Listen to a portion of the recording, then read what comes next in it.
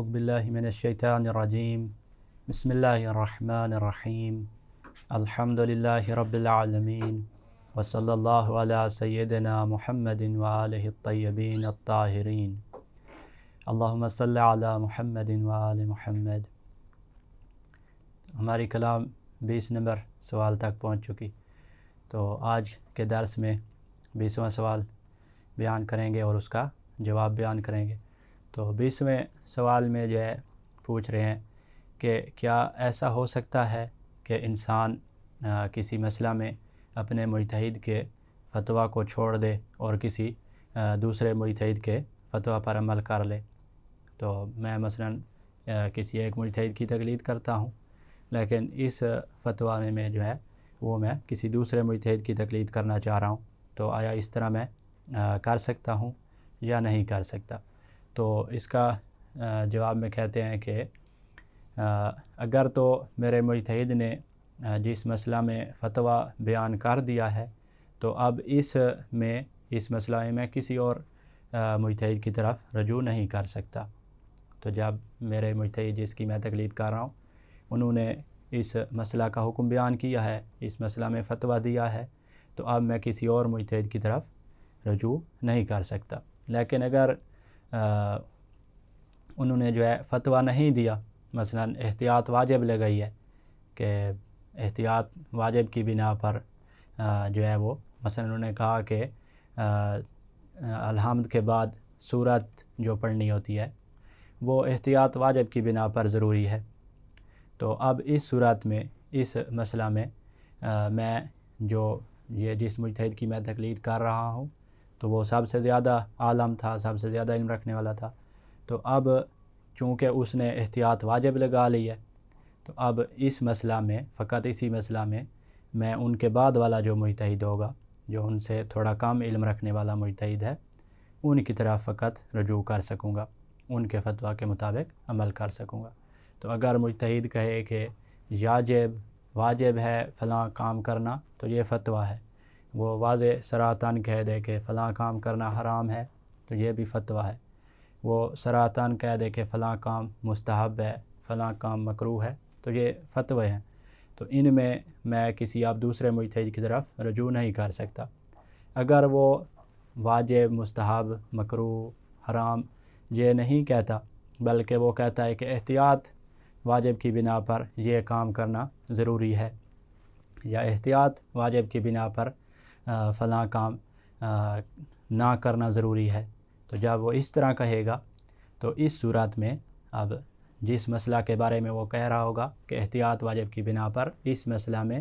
یہ کام کرنا ضروری ہے یا یہ کام کرنا ضروری نہیں ہے، اسی مسئلہ میں ان سے جو بعد والا مجتہد ہوگا، ان سے جو تھوڑا کم علم رکھنے والا مجتہد ہے، اس کی طرف رجوع کر سکوں گا۔ تو ایسے نہیں کہ مثلا محمد جو ہے وہ سب سے زیادہ علم رکھنے والا مجتہد ہے، اور اس کے بعد علی ہیں، اس کے بعد مثلا حسن ہیں، اس کے بعد حسین ہیں، تو یہ مثلا 5-6 جو مجتہد ہیں، مثلا اس کے بعد جو ہے وہ عباس ہو گئے، یا تو اب یہ جو ہے ایسا نہیں ہوگا کہ میں محمد کی جب تقلید کرتا ہوں جو سب سے زیادہ علم رکھنے والے ہیں، اور انہوں نے مسئلہ میں احتیاط لگا دی، احتیاط واجب کہہ دیا، تو اب یہ نہیں کر سکتا میں کہ میں وہ جو آخری مجتہد تھے عباس مثلا، تو اب میں ڈائریکٹ ان کی طرف نہیں جا سکتا، ان کی طرف رجوع نہیں کر سکتا، بلکہ جو پہلے نمبر والے مجتہد ہیں ان کے بعد جو دوسرے والے ہیں ان کی طرف رجوع کروں گا کہ وہ اس مسئلہ میں کیا کہہ رہے ہیں۔ تو اگر وہ فتویٰ بیان کر دیں، مثلا پہلے نمبر والے مجتہد نے کہا احتیاط واجب کی بنا پر یہ کام کرنا ضروری ہے، اور دوسرے مجتہد جو ہیں وہ کہہ دیں کہ احتیاط نہیں بلکہ فتویٰ ہے کہ یہ کام کرنا واجب ہے، تو اب بس میں اسی دوسرے مجتہد کی تقلید کروں گا اور انہی کے مطابق عمل انجام دے دوں گا۔ لیکن اگر یہ بھی احتیاط واجب لگا دیں، میں دوسرے مجتہد کی طرف گیا تو انہوں نے بھی آگے یہی لکھا ہوا تھا کہ احتیاط واجب کی بنا پر یہ کام کرنا ضروری ہے، تو اب اس صورت میں تیسرے مجتہد کی طرف رجوع کر سکتا ہوں۔ پھر تیسرے کی طرف گیا تو آگے اگر انہوں نے بھی احتیاط واجب لگائی ہوئی ہے تو پھر میں چوتھے کی طرف، اور اسی طرح 5واں 6واں، تو یہ ترتیب سے میں نیچے کی طرف آؤں گا اور بعد والے مجتہدین کی طرف رجوع کر سکوں گا۔ ڈائریکٹ آخری مجتہد کی طرف یا 2-3 درمیان میں چھوڑ کے چوتھے کی طرف چلے جانا ایسے نہیں کر سکتے۔ تو اب جو اعلیٰ مجتہد ہے اگر وہ فتویٰ بیان کر دے تو میں کسی اور کی طرف نہیں جا سکتا۔ اگر وہ فتویٰ بیان نہ کریں بلکہ وہ احتیاط واجب لگائیں تو اس صورت میں جو ان سے کم علم رکھنے والا ہوگا، دوسرے نمبر والا جو مجتہد ہوگا، ان کی طرف میں رجوع کر سکوں گا۔ پھر دوسرا بھی اگر احتیاط لگائے گا تو تیسرا، اور اس ترتیب کے مطابق جو ہے وہ میں تقلید میں رجوع کرتا جاؤں گا۔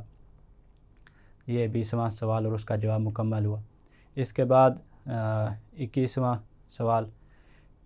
سوال میں جو ہے وہ کہہ رہے ہیں کہ احتیاط واجب اور احتیاط مستحب میں کیا فرق ہوتا ہے۔ کبھی جو ہے وہ مجتہد کہتا ہے کہ احتیاط واجب کی بنا پر یہ کام کرنا ضروری ہے، اور کبھی مجتہد کہتا ہے احتیاط مستحب کی بنا پر یہ کام کیا جائے۔ تو احتیاط مستحب کا کبھی لفظ وہ لکھتا ہے فتویٰ میں اور کبھی احتیاط واجب کا۔ تو ان میں کیا فرق ہے؟ تو جب مجتہد احتیاط مستحب کا کہے گا تو وہاں پر عمل ترک کیا جا سکتا ہے۔ مثلا مجتہد کہے کہ تیسری رکعت میں قیام کی حالت میں تسبیحات 4 ایک مرتبہ پڑھنا واجب ہے، اور احتیاط مستحب یہ ہے کہ 3 مرتبہ پڑھا جائے، مثال کے طور پر اس طرح کہے۔ تو اب یہ جب وہ کہے گا احتیاط مستحب یہ ہے کہ 3 مرتبہ پڑھا جائے، تو اس صورت میں جو ان کا مقلد ہوگا، جو ان کی تقلید کرنے والا ہے، وہ 3 مرتبہ اگر نہ بھی پڑھے تو اس طرح اس کے لیے کرنا جائز ہوگا، کیونکہ احتیاط مستحب پر عمل کرنا واجب نہیں ہوتا، اس کو ترک بھی کیا جا سکتا ہے۔ اور احتیاط مستحب کب بیان ہوتی ہے، کب مجتہد کہتا ہے کہ فلاں چیز احتیاط مستحب کی بنا پر کرنی ہے؟ تو یہ فتویٰ جب مجتہد ذکر کر دیتا ہے اس کے بعد احتیاط مستحب کو ذکر کرتا ہے۔ تو مثلا جیسے میں نے مثال دی ہے کہ پہلے کہے گا کہ واجب ہیں تسبیحات 4 کا تیسری رکعت میں پڑھنا، 1 مرتبہ پڑھنا واجب ہے، سبحان اللہ والحمد للہ ولا الہ الا اللہ واللہ اکبر، یہ 1 مرتبہ پڑھنا واجب ہے۔ یہ جب مجتہد کہہ دے گا، اس کے بعد کہے گا کہ اور احتیاط مستحب کی بنا پر 3 مرتبہ پڑھا جائے۔ تو اب یہاں پر جو ہے وہ احتیاط مستحب بھی مراد ہوگی، اور کبھی فقط احوط کا لفظ استعمال کر لے گا۔ یہاں تو احتیاط مستحب صراحتاً لفظ لکھا ہوا ہے تو ہمارے لیے واضح ہے، لیکن کبھی کہے گا کہ تسبیحات کا 1 مرتبہ پڑھنا واجب ہے اور 3 مرتبہ علی الاحوط 3 مرتبہ پڑھا جائے۔ تو علی الاحوط جب کہے گا احتیاط کے ساتھ نہ مستحب لکھا نہ واجب لکھا، تو اس صورت میں بھی ہم یہی سمجھیں گے کہ یہاں احتیاط مستحب ہے، کیونکہ فتویٰ کے بعد احوط کا لفظ آیا ہے۔ تو فتویٰ جب ذکر ہو جائے اس کے بعد احوط کا لفظ آئے تو وہ اس سے مراد احتیاط مستحب ہوتی ہے۔ اور احتیاط مستحب میں کیا وظیفہ ہے ہمارا کہ ہم اگر عمل کرتے ہیں تو عمل کرنا بہتر ہے، لیکن عمل کو ہم ترک بھی کر سکتے ہیں۔ جبکہ احتیاط واجب میں عمل کو ترک نہیں کیا جا سکتا۔ احتیاط واجب میں ضروری ہوتا ہے کہ اگر ہم نے اسی مجتہد کے مطابق چلنا ہے تو ہمارے اوپر واجب ہوگا کہ ہم نے اسی طرح عمل کرنا جس طرح وہ احتیاط واجب میں کہہ رہے ہیں۔ ہاں، ہمیں یہ فتویٰ سے یہ فرق ہے اس کا کہ ہمیں یہ اختیار ہوگا کہ ہم ان سے بعد والے جو مجتہد ہیں دوسرے نمبر والے، ان کی طرف بھی ہم جا سکتے ہیں اور ان سے فتویٰ پوچھ سکتے ہیں۔ اگر وہ فتویٰ دیں تو اس کے مطابق بھی عمل کر سکتے ہیں۔ تو ان کے پاس جانا ہمارے پاس اختیار ہے، لیکن انہی کے اگر مطابق عمل کرنا چاہ رہے ہیں تو ہمارے اوپر واجب ہوگا کہ ہم احتیاط واجب کے بنا پر عمل انجام دیں، احتیاط واجب کے مطابق عمل انجام دیں، ہم ترک نہیں کر سکتے۔ تو مثلا جو ہے اب اس میں کیسے پتہ چلے گا کہ احتیاط واجب ہے؟ تو اگر تو مجتہد احوط وجوباً، احوط لزوماً اس طرح کی عبارت لکھے احتیاط واجب کی بنا پر، احتیاط لازم کی بنا پر، تو یہ تو صراحتاً اس نے بیان کر دیا کہ یہاں پر احتیاط واجب ہے اور یہاں آپ اگر میرے مطابق عمل کرنا چاہ رہے ہیں تو یہی کرنا ہوگا، اس کو ترک نہیں کر سکتے۔ لیکن اگر فقط احوط کا لفظ لکھ دے تو فقط احوط کا لفظ جب وہ لکھے گا تو اس صورت میں فتویٰ کے بغیر یہ ذکر ہوگا، احتیاط مستحب میں پہلے فتویٰ بیان کرے گا اور پھر کہے گا علی الاحوط، کہ پہلے فتویٰ بیان کرے گا کہ تسبیحات اربع 1 مرتبہ پڑھنا واجب ہے اور 3 مرتبہ پڑھنا علی الاحوط ہے، احتیاط کی بنا پر ہے۔ تو یہاں پر آپ فتویٰ کے بعد جب احوط کہا تو یہ مستحب بھی ہے، لیکن احتیاط واجب سے پہلے فتویٰ ذکر نہیں ہوتا۔ احتیاط واجب ڈائریکٹ وہ کہے گا کہ یاجب علی الاحوط التثلیث فی التسبیحات الاربع، تو مثلا کہ تسبیحات اربع کو 3 مرتبہ پڑھنا احتیاط واجب کی بنا پر ضروری ہے۔ تو اس طرح جب وہ کہے گا، پہلے اس نے کوئی فتویٰ بیان نہیں کیا، ڈائریکٹ ہی احوط مثلا کہہ دیا، تو اس صورت میں جو ہے وہ یہ احتیاط واجب ہوگی۔ اور احتیاط واجب میں جیسے ہم نے پہلے بیان کیا کہ انہی کے مطابق عمل کرنا ہے، تو ضروری ہوگا، واجب ہوگا کہ جیسے وہ کہہ رہے ہیں اسی طرح کرنا ہے، لیکن ہمیں یہ اختیار بھی ہوگا کہ ہم ان کے بعد والے مجتہد کی طرف رجوع کریں اور ان کے فتویٰ کے مطابق بھی عمل کر سکتے ہیں۔ تو یہ جو ہے منہاج جب پڑھیں گے آپ یا جو بھی فقہی کتاب پڑھیں گے تو اس میں یہ عبارتیں آتی ہیں کہ کبھی احتیاط واجب ذکر ہوتا ہے، کبھی احتیاط مستحب، تو ان میں اب فرق واضح ہو گیا۔ اور کبھی فقط احوط لکھا ہوگا تو اس وقت بھی ہمارے پاس فرق واضح ہو گیا کہ فتویٰ کے بعد احوط لکھا ہے تو اس سے وہی احتیاط مستحب مراد ہے، فتویٰ کے بغیر احوط لکھا ہوا ہے تو اس سے مراد احتیاط واجب ہے۔ اس کے بعد سوال نمبر 22، سوال نمبر 22 میں کہہ رہے ہیں کہ اگر انسان کسی دوسرے آدمی کو غلط فتویٰ نقل کر دے، مجھ سے کسی نے مثلا سوال پوچھا اور میں نے غلطی سے جو ہے وہ جو فتویٰ تھا مجتہد کا وہ غلط نقل کر دیا، تو اب میرا کیا وظیفہ ہے؟ کہ ضروری ہے کہ میں اس کو دوبارہ ڈھونڈوں اور اس کو صحیح فتویٰ بتاؤں یا کیا کرنا ہوگا مجھ پر؟ تو جان بوجھ کر جواب دے رہے ہیں کہ جان بوجھ کر ایسا کرنا تو حرام ہے۔ اگر مجھے پتہ تھا کہ مثلا نماز میں فلاں چیز واجب ہے اور میں نے جان بوجھ کر کسی شخص کو کہا کہ فلاں چیز حرام ہے، فلاں چیز جائز نہیں ہے، تو یہ تو حرام ہے میرے لیے، کیونکہ یہ جھوٹ میں بول رہا ہوں۔ لیکن اگر غلطی سے ہو جائے، میں جو ہے وہ غلطی سے لفظ واجب مثلا کہنا تھا اور میں نے کہا واجب نہیں ہے، واجب ہے کے بجائے نہیں ہے کہہ دیا، تو جب غلطی سے میں یہ کہوں گا تو اس میں حرام، تو میں نے حرام کام تو نہیں انجام دیا، حرام کا مرتکب نہیں ہوا، لیکن دونوں صورتوں میں چاہے جان بوجھ کر میں نے غلط فتویٰ بیان کی ہے یا غلطی سے یہ جو ہے فتویٰ وہ غلط بیان کر دیا، دونوں صورتوں میں ضروری ہوگا کہ میں جس شخص نے مجھ سے فتویٰ پوچھا تھا اس کو میں جا کے صحیح فتویٰ سے آگاہ کروں۔ تو البتہ یہ اس میں دیکھا جائے گا کہ اگر وہ شخص عمل کرنے کے لیے فتویٰ پوچھ رہا تھا، کبھی کبھی ایسا ہی ہوتا ہے کہ وہ دیکھنا چاہ رہے ہوتے ہیں کہ مولانا صاحب کو اس بات کا پتہ بھی ہے یا نہیں، تو ان کو خود کو پتہ ہوتا ہے یا انہوں نے عمل کرنا ہی نہیں ہوتا، لیکن پھر بھی پوچھ رہے ہوتے ہیں۔ تو اس صورت میں جب مثلا مجھے یقین ہے کہ اس نے عمل نہیں کرنا تھا، ویسے ہی بس اس نے پوچھا اور ابھی تک اس کو بھول بھی گیا ہوگا کہ میں نے کیا فتویٰ بیان کیا تھا، تو اس صورت میں ضروری نہیں ہوگا میرے لیے کہ میں اس کو ڈھونڈوں اور جا کے صحیح فتویٰ سے اسے آگاہ کروں۔ لیکن جب مجھے یقین ہے کہ اس نے عمل کرنا تھا، عمل کرنے کے لیے اس نے مجھ سے پوچھا تھا، تو اس صورت میں اب چاہے غلطی سے میں نے غلط جو ہے فتویٰ جو ہے غلط نقل کر دیا یا جان بوجھ کر جو ہے وہ غلط نقل کیا، دونوں صورتوں میں مجھے اس شخص کو ڈھونڈنا ہوگا اور اس کی تصحیح کرانی ہوگی۔ اس کے بعد سوال نمبر 23، سوال نمبر 23 میں کہہ رہے ہیں کہ اگر انسان کسی مسئلہ میں مجتہد کے فتویٰ سے آگاہی نہیں رکھتا تو اب وہ کیا کرے؟ مثلا مجھے کوئی مسئلہ پیش آیا اور ابھی جب مجھے مسئلہ پیش آیا ہے اسی وقت میں جو ہے وہ اپنے مجتہد کا فتویٰ نہیں جانتا، تو اب میں کیا کروں؟ تو جب تک، اس کا جواب ہے کہ جب تک فتویٰ کا علم نہ ہو جائے اس وقت تک ہم نے احتیاط پر عمل کرنا ہوگی۔ مثلا مجھے شک ہے، میں مثلا نماز کے لیے کھڑا ہوا اور مجھے یہ نہیں پتہ چل رہا کہ الحمد کے بعد جو بعد والی صورت ہے وہ پڑھنا واجب ہے کہ نہیں ہے، یا مثلا رکوع میں ذکر پڑھنا واجب ہے یا نہیں ہے، تو اب احتیاط کا کیا تقاضا ہے؟ احتیاط کا تقاضا یہی ہے کہ میں ذکر پڑھوں، اسی طرح احتیاط کا تقاضا یہی ہے کہ میں سورت جو ہے وہ اس کو انجام دوں۔ تو احتیاط پر عمل میرے لیے کرنا ضروری ہوگا۔ تو اگر یہ بھی ساتھ احتمال نہ ہو کہ پتہ نہیں سورت پڑھنے سے نماز باطل تو نہیں ہو جاتی، یہ تو مجھے علم ہے کہ قرآن جو ہے وہ نماز پڑھنے میں اس سے نماز باطل نہیں ہوتی،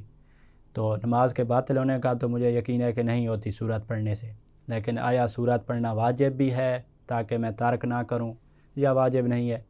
اس کا مجھے علم نہیں تھا۔ تو اب اس صورت میں احتیاط کا تقاضا یہی ہے کہ میں سورت کو پڑھ لوں، کیونکہ پڑھ لینے سے اگر واجب نہ بھی تھی تب بھی میری نماز باطل نہیں ہوئی کیونکہ قرآن پڑھا ہے،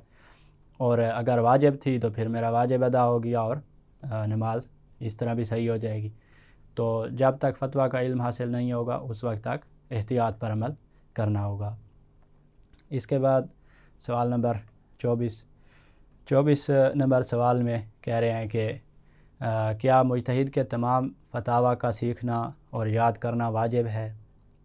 مجھ پر واجب ہے کہ میں ان کے تمام فتاویٰ کو سیکھوں اور تمام کے تمام فتاویٰ کو یاد رکھوں۔ تو اس کا جواب دے رہے ہیں کہ تمام مسائل جو ہیں ان کا سیکھنا واجب نہیں ہے، بلکہ وہ سارے مسائل سیکھنا واجب ہوں گے جو انسان کو پیش آ سکتے ہیں، مثلا نماز کے مسائل ہو گئے، طہارات کے وضو، غسل،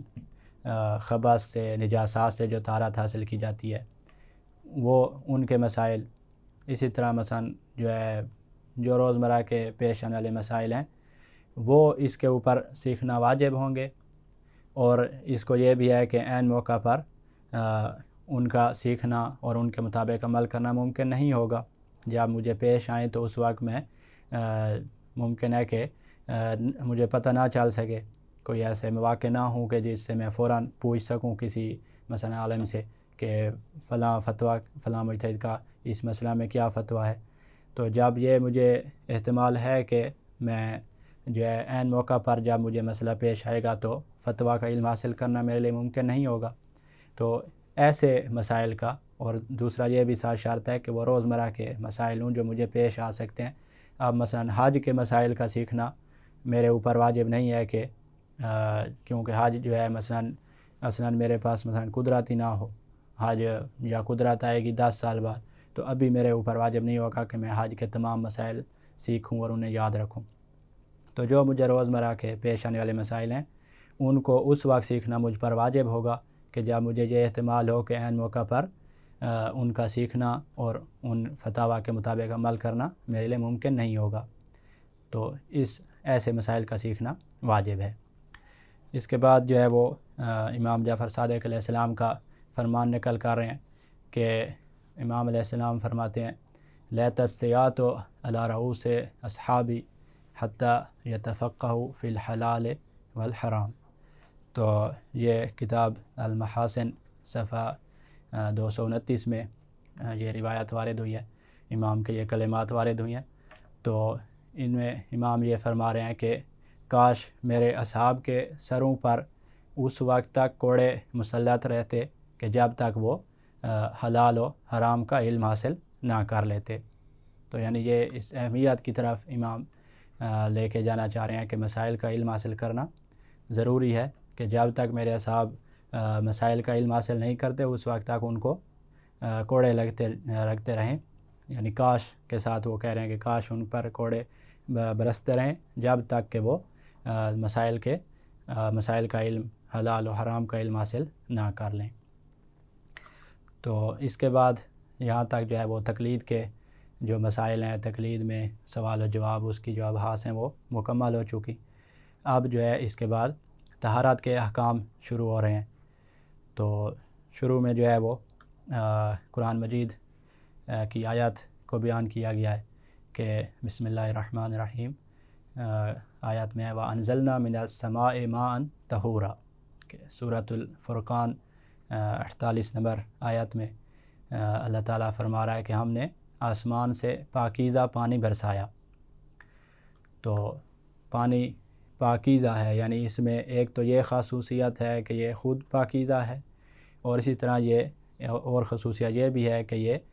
نجس اور پلید چیزوں کو بھی پاک کر دیتا ہے۔ تو یہ پانی کی اللہ تعالیٰ نے خصوصیت ہے اس میں رکھی ہے، اور ہمیں اس نعمت سے نوازا ہے کہ یہ خود بھی پاکیزہ عطا کیا ہمیں، اور اس میں یہ صلاحیت بھی رکھی کہ یہ نجس اور پلید چیزوں کو بھی پاک و صاف کر دیتا ہے۔ تو ائمہ علیہم السلام نے پانی کی جو ہے وہ مختلف اقسام بیان کی ہیں، تو جن میں سے ہر ایک قسم میں جو ہے وہ ہر ایک قسم سے پاک کرنے کا الگ الگ حکم ہے اور ہر ایک کا اپنا طریقہ ہے۔ تو اسی جہت کو ملحوظ خاطر رکھتے ہوئے جو ہے وہ پانی کی مختلف اقسام جو ائمہ علیہم السلام سے وارد ہوئی ہیں وہ ساری اقسام بھی ابھی بیان کریں گے اس کتاب میں، اور ان کے پھر احکام بھی بیان کریں گے کہ فلاں قسم کا کیا حکم ہے اور فلاں قسم کا کیا حکم ہے۔ تو پانی کی جو اقسام ہیں وہ ابھی جو ہے انشاءاللہ سوال و جواب کی صورت میں ساری بیان ہوں گی اور ان کے احکام کو بھی بیان کیا جائے گا۔ تو سوال نمبر 25 کی طرف آتے ہیں۔ سوال نمبر 25 میں کہہ رہے ہیں کہ پانی کی کتنی اقسام ہیں؟ تو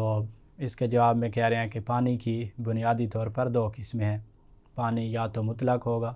اور یا پانی مضاف ہوگا۔ تو مطلق سے کیا مراد ہے، مضاف سے کیا مراد ہے، تو یہ بعد والے سوالوں میں ان کی وضاحت آ رہی ہے۔ تو سوال نمبر 26 میں جو ہے وہ مضاف پانی کی وضاحت شروع کر رہے ہیں، پھر جب مضاف پانی کی ساری وضاحت ہو جائے گی، اس کی تعریف، اس کے احکام، اس کے بعد مطلق پانی کی طرف جائیں گے۔ تو 26 نمبر سوال میں پوچھ رہے ہیں کہ مضاف پانی کی کیا تعریف ہے، اس کی تعریف بیان کریں۔ تو مضاف پانی جو ہے وہ 2 طرح کے پانی جو ہیں وہ مضاف پانی کہلاتے ہیں۔ پہلا وہ پانی کہ جو کسی چیز سے حاصل کیا جائے، مثلا جیسے انار کا پانی ہے، لیموں کا پانی وغیرہ، تو یہ لیموں اور انار سے حاصل شدہ پانی ہے، تو یہ پہلی قسم ہے، اس پانی کو ہم مضاف پانی کہیں گے۔ انار، لیموں وغیرہ کے جو پانی ہوں گے ان کو، ناریل کا پانی ہو گیا، تو یہ مضاف پانی ہوں گے، پہلی یہ قسم ہے۔ دوسری قسم جس کو ہم مضاف کہتے ہیں وہ یہ ہے کہ جو کسی دوسری چیز سے اس طرح مکس ہو جائے کہ پھر اسے پانی نہ کہا جائے، جیسے مثلا کسی پانی میں بیری کے پتے جو ہیں وہ اتنے زیادہ ڈالے جائیں کہ پانی گاڑھا ہو جائے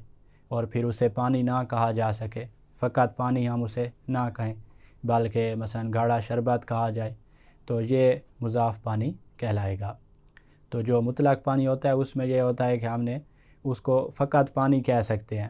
لیکن جو مضاف ہوتا ہے اس کو فقط پانی نہیں کہا جا سکتا، یا تو ہم اسے ناریل کا پانی کہیں گے، انار کا پانی کہیں گے یا شربت کہیں گے، تو اس کو فقط پانی ہم جو ہے وہ نہیں کہہ سکتے،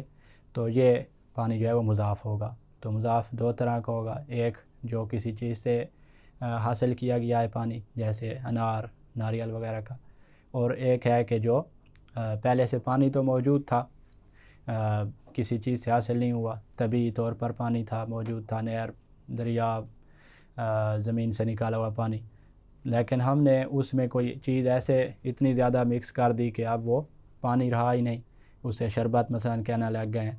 تو اس صورت میں بھی یہ پانی مضاف بن جائے گا۔ تو یہ سوال نمبر 26 اور اس کا جواب ہو گیا۔ سوال نمبر 27 میں مضاف پانی کے احکام کو بیان کر رہے ہیں۔ تو مضاف پانی کے کیا احکام ہیں، اس کے جواب میں جو ہے وہ اقسام ذکر کر رہے ہیں کہ احکام جو ہیں وہ اقسام کے ذریعے سے ذکر کر رہے ہیں کہ پہلا حکم یہ ہے، مضاف پانی کے چند ایک احکام ہیں، ان میں سے پہلا یہ ہے کہ مضاف پانی کسی نجس چیز کو پاک نہیں کر سکتا۔ تو اگر مثلا نجاست ہے ہمارے سامنے، خون ہے، پیشاب وغیرہ، کوئی اور نجاست پڑی ہے، تو ہم اب اسے ناریل کے پانی سے، انار کے پانی سے، یا وہ پانی جس میں ہم نے بیری مکس کر دی تھی کہ جس سے وہ شربت بن گیا بالکل، تو اب اس سے ہم اس نجاست کو پاک نہیں کر سکتے، اس نجاست کو دور نہیں کر سکتے۔ تو ہمیشہ مضاف پانی سے نجاست دور نہیں ہو سکتی۔ اور اسی طرح دوسرا حکم اس کا یہ ہے کہ اس سے غسل اور وضو بھی نہیں ہو سکتا۔ تو اگر کسی شخص نے غسل کرنا ہے، کسی شخص نے وضو کرنا ہے، تو وہ ان مضاف پانی جو ہم نے بیان کیے ہیں ان سے نہ تو وضو کر سکتا ہے اور نہ غسل۔ تو اگر کوئی شخص غسل یا وضو انجام دیتا ہے تو اس کا نہ تو وضو صحیح ہوگا اور نہ غسل صحیح ہوگا۔ تیسرا حکم مضاف پانی کا یہ ہے کہ اگر مضاف پانی میں نجاست چلی جائے، نجاست گر جائے تو یہ فوراً نجس ہو جائے گا۔ تو مثلا ہمارے پاس برتن میں مضاف پانی پڑا ہے، تو اس میں خون کا ایک قطرہ گر گیا، تو جیسے ہی خون کا قطرہ گرے گا یہ سارا کا سارا پانی نجس ہو جائے گا۔ تو نہ تو یہ نجاست کو دور کرتا ہے، نہ وضو اس سے صحیح ہوتا ہے، نہ غسل، اور اگر اس میں نجاست چلی جائے تو یہ فوراً نجس بھی ہو جاتا ہے۔ تو یہ 3 احکام مضاف پانی کے ہیں۔ اس کے بعد سوال نمبر 28 شروع ہو رہا ہے۔ تو 28 نمبر سوال میں جو ہے وہ یہ پوچھ رہے ہیں کہ جو مثلا دودھ ہے، شیرہ ہے، سالن، لسی، تیل اور پٹرول وغیرہ، کیا یہ ان کا شمار جو ہے وہ مضاف پانی میں ہوتا ہے یا یہ مضاف پانی نہیں ہوتے؟ تو جواب میں بیان کر رہے ہیں کہ دودھ، شیرہ، سالن، لسی وغیرہ، تیل، پٹرول وغیرہ اگرچہ ان کو ہم مضاف پانی نہیں کہتے، مضاف پانی کا نام ان پر صادق نہیں آتا، لیکن کہہ رہے ہیں کہ ان کے احکام وہی مضاف پانی والے ہیں، ان کا جو حکم ہے وہ وہی مضاف پانی والا ہے، کہ یعنی اگر اس میں نجاست چلی گئی، دودھ میں نجاست چلی گئی، تو چاہے ایک ذرہ بھی نجاست کا گر جائے تو سارا کا سارا دودھ، سارا کا سارا مثلا سالن، شیرہ جو ہے وہ نجس ہو جائے گا۔ اور اسی طرح جو ہے اس سے نہ تو ہم وضو کر سکتے ہیں، نہ غسل کر سکتے ہیں، اور نہ کسی نجاست کو ان سے پاک کر سکتے ہیں۔ تو اب ہے ایک آخری نقطہ بیان کر رہے ہیں اس میں کہ اگر مطلق پانی کا ذائقہ تبدیل ہو جائے، مطلق پانی وہی نہر کا، زمین سے پانی نکلا ہے، دریاؤں کا، یہ جو پانی ہے جو خالص پانی ہے، طبیعی پانی ہے، اس کا ذائقہ اگر تبدیل ہو جائے، کہ مثلا پانی میں ہم نے نمک ڈالا یا میٹھا ڈال دیا، اور اب وہ مطلق پانی جو ہے وہ اس کا ذائقہ جو ہے وہ اس میں نمک کا ذائقہ آ رہا ہے یا میٹھا ذائقہ ہو گیا ہے، تو تب بھی یہ مضاف پانی نہیں بنے گا، کیونکہ مضاف پانی کے لیے وہی ضروری ہے کہ اسے مضاف کہا جائے، طبیعی پانی اور صاف پانی نہ کہا جائے، تب جا کے وہ مضاف بنتا ہے۔ جیسے مثلا بیری ہم نے مکس کی تھی